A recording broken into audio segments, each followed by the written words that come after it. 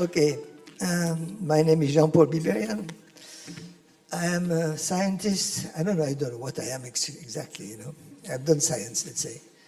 And I will talk to you about low energy nuclear reactions, which is also called cold fusion and all kind of other names. My background, I was working at the university in Marseille in the field of surface science, and then I switched to cold fusion when it happened, because I found that cold fusion was the best subject to study, because you have physics, you have chemistry, you have nuclear science, you have all the fields of science, and it's a new field. Nobody knows what's happening. And there's so many implications for the future of humanity, so I like this field. And after retirement, I continued working. I have the chance to have my own personal laboratory at home, so I can work 7 days a week and 24 hours. So it's much more fun. So the problem is that my wife wants to take vacation, so that's the problem. I don't like vacations. I'm already in vacation. Anyway, let's see the first slide. If it works, it worked well. I will tell you, here there are a lot of people that have done science, but I know some are not scientists, and people that will listen to this talk later are not necessarily scientists. So I have to tell you a story. And in March 23, 1989, I still remember that day, in the news, actually it was the next day that the news came, we heard that 2 scientists in Utah, in the USA, had found a new way of making nuclear reaction, fusion. They made the name cold fusion came later because they did that in a test tube. I'm sure everybody has seen a test tube. It is very small. And you know that a nuclear power plant is huge. A fusion reactor.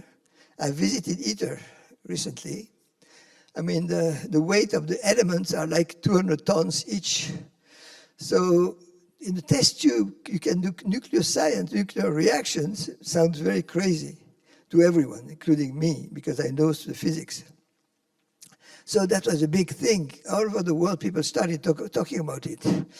And what happened that they did electrochemistry. Electrochemistry is when you have 2 electrodes, you put in the water, put some electricity, and you produce hydrogen on that one side, oxygen on the other side. My field, I didn't like electrochemistry at all, so I couldn't do anything about electrochemistry. I don't understand electrochemistry. It's too complicated. Both chemistry, which is already very complicated, and electricity is another thing, so it's way too complicated for me. And but everywhere in the world, people started to do the experiment.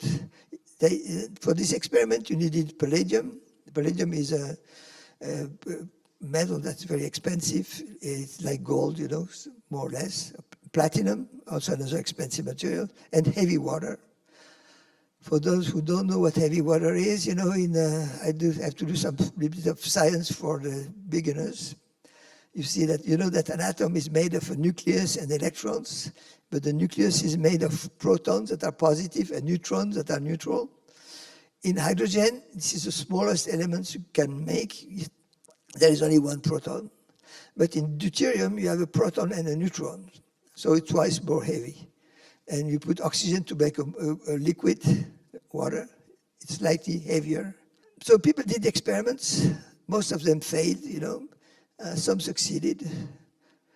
Theoreticians came and said, oh no, this is not possible. You cannot fuse 2 atoms of hydrogen because they will repulse, I tell you the nucleus is positive, so to put them together, you have to put a lot of force. Just like when you play with magnets, it's very difficult to put them together because they repulse.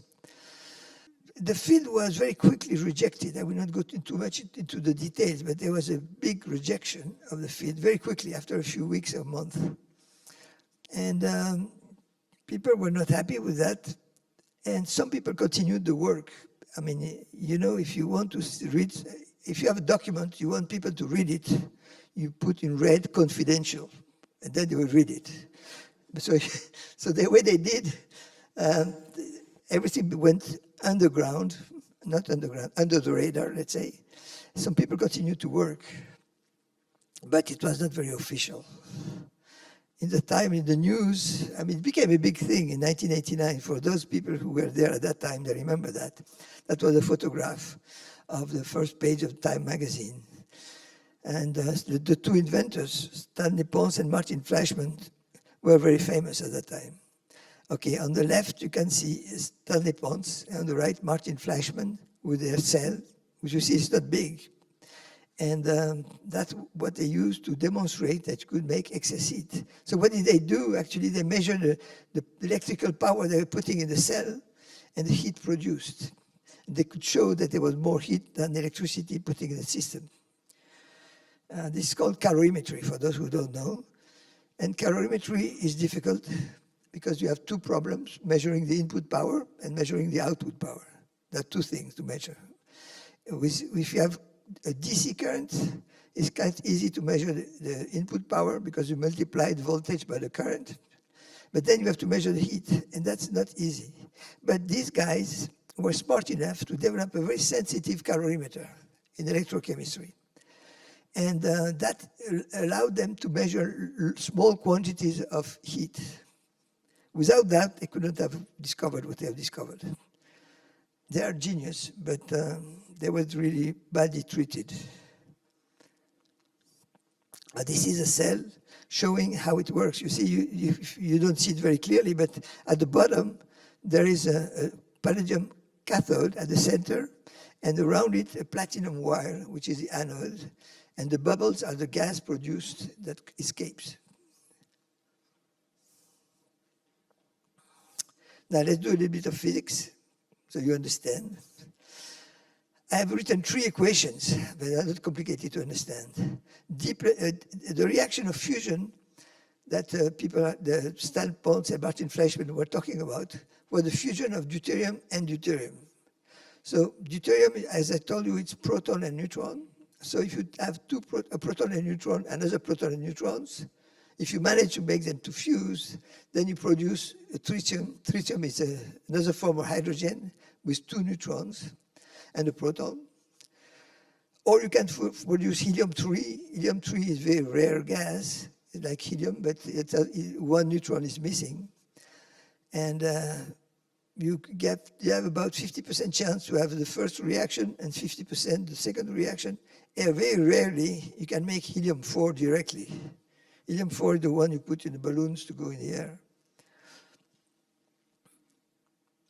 So why is it possible? I mean, if you look at the first drawing on the top, you have two positive charges and they repulse. They do not attract at all. So there's no way you can put them together. In order to put them together, you have to push very, very hard. That's what's happening in the sun, at the center of the sun, where the temperature is 50 million degrees, or in fusion reactors we were talking about before. ITER is at 150 million degrees, so it's a bit difficult. So you got to do that in the test tube, that's for sure. Now, there is what we call a screening effect. If between the two positive charges you put electrons that are negative, the plus is attracted by the minus, so now you can have fusion. I mean, this is a very simplified theory. It's not something really with numbers, just to understand the effect. There's no quiz at the end of the conference. So that would be, I mean, we have used palladium and deuterium for a long time, but deuterium is expensive, heavy water is expensive, palladium is expensive, and people are always trying to find something new. And some people started working with something cheaper than palladium, which is nickel. And nickel is very cheap. I mean, there's nickel everywhere. Every piece of stainless steel has nickel in it. And hydrogen is very cheap also.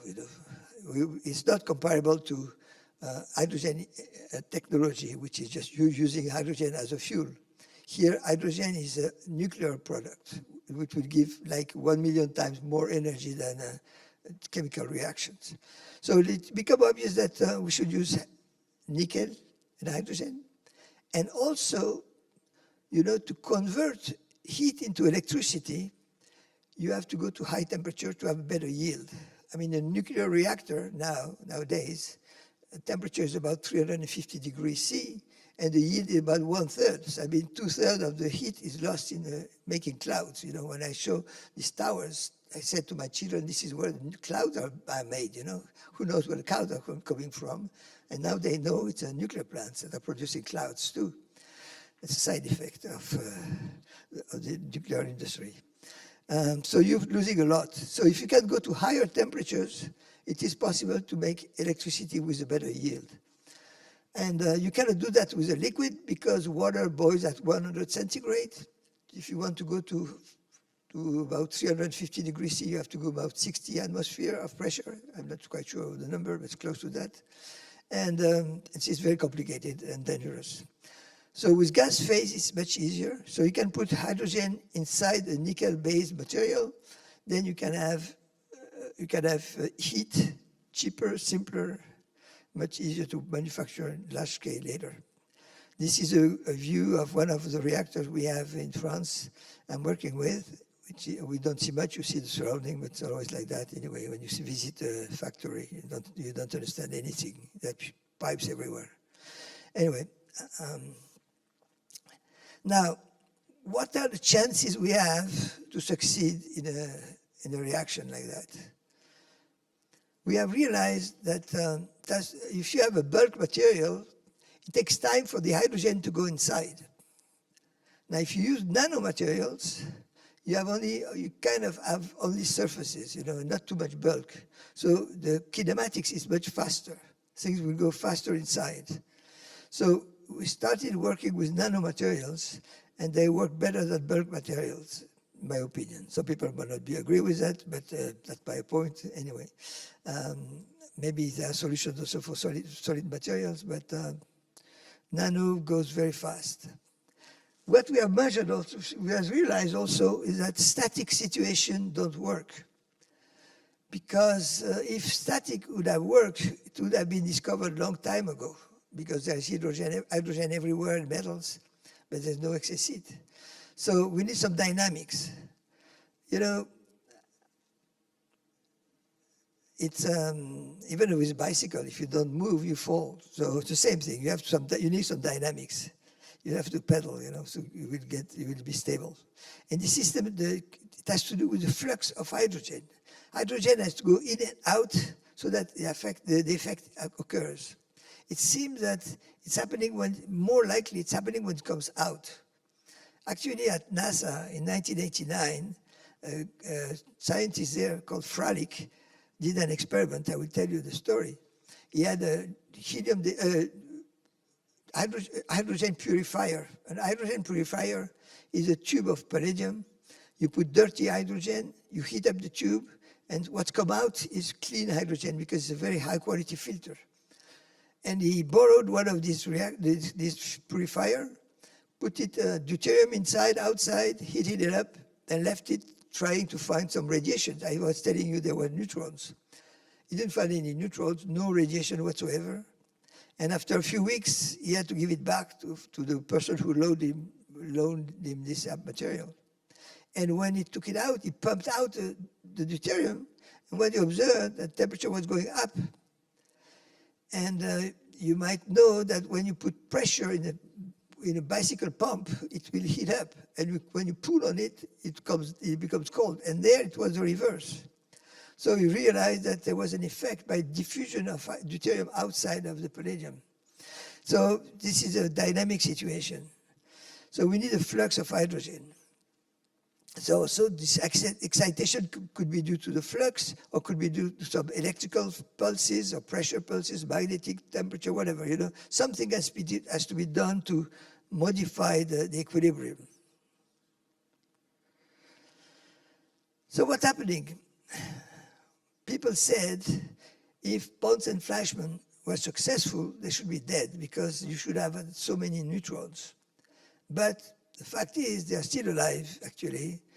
Unfortunately, Martin Fleischmann died in 2012, and Stanley Pons is still here, he's in France now, and he's 81 years old. So they said you should be dead, and they are not dead. So why? Because the reaction you have in the condition of the cold fusion, you don't produce neutrons that were planned to be done if we had normal reactions. You don't find gamma rays, you don't find X-rays. The only thing that has been found is helium-4, and maybe also a bit of helium-3. Helium-4, as I told you, is the one reaction that's hardly happening, you know. So how come you have helium-4 and you don't have neutrons? It is because it's not the same type of reaction. This is a helium detection. At SRI International in California, Makuri and his team have measured the excess heat and the number of helium produced. And they found a straight line that means a good correlation between the heat and the helium production.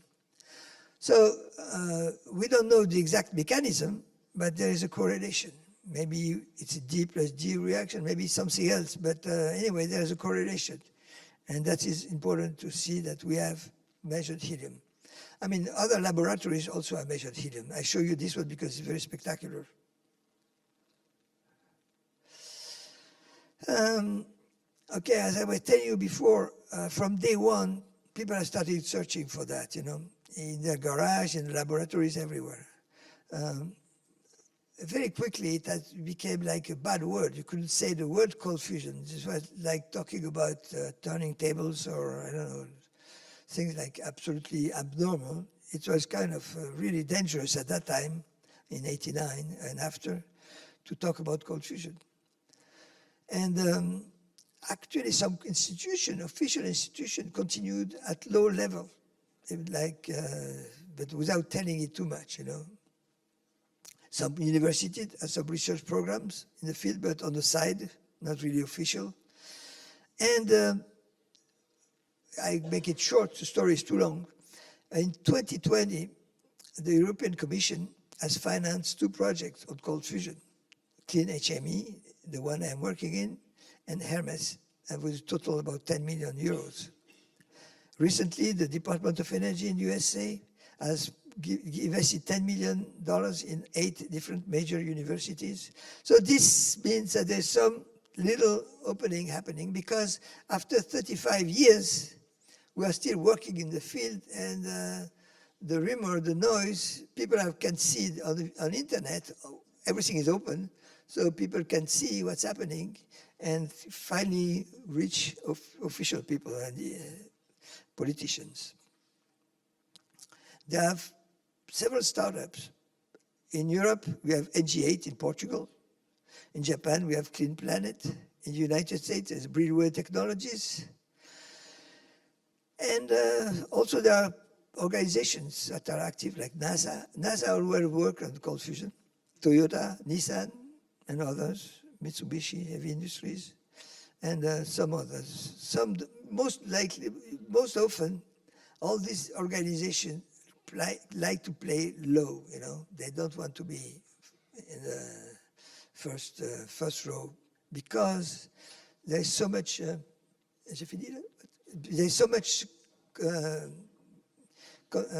so people are so much against the field that it becomes dangerous. Politicians have a hard time talking about it. Because of that, they will be killed by some people. Not really physically, but somehow. Okay, this is an NG8 reactor. It's a plasma reaction. I visited the laboratory in Portugal, and it's a discharge. And this one is in air, I think. And they produce more heat than what they're putting in. So what can I say? This is Clean Planet. I mean, these are very clean. I mean, I've been to Japan. Everything is clean there, so I'm not surprised. You can eat on the floor, on the road, picnic there without any problem. That's why they call it clean. Everything is clean there. Clean Planet. They are very good people there, very good scientists, some of here, good friends of mine too. So I'm happy to have to collaborate with them one way or another, because here we are all collaborating together. This is Biberian technology. So all these people are working with nickel-based materials. It seems to be that the best and cheapest and more efficient. Theory, well, this is the worst field to talk about, you know. I explain you the theory, but there are better theories that give numbers.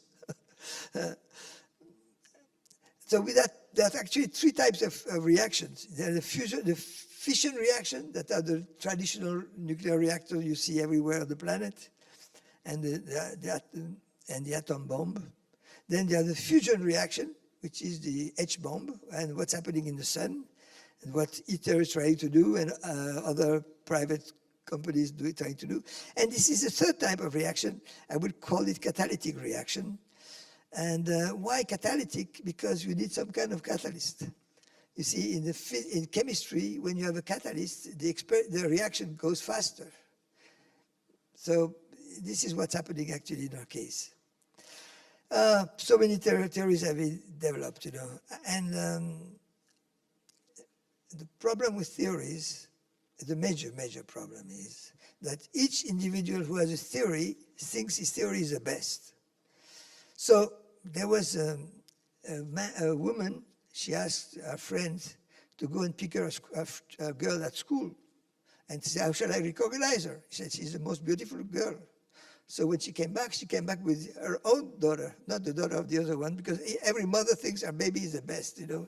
So same thing with theoreticians, you know. They think the theory is the best, and you cannot discuss. Anyway, they can fight. Now, I think, my personal opinion, that screening is important, but I don't know anything about theory and physics to go further with that. To be done, a better understanding of the reaction mechanisms, a complete theory to guide the development of better systems, amplify what has already been obtained, study the durability of the reactor, because if it lasts only one day, it's not good. In conclusion, cold fusion is a new nuclear energy type that can be small or large. That's a good thing. This is a major scientific revolution, like the one that happened at the beginning of 20th century. And the European Union has one goal to make peace in Europe, but I hope cold fusion will make peace in the world. And I'm proud that the European Union has financed the field from 220 to 225. So that's it. Thank you very much.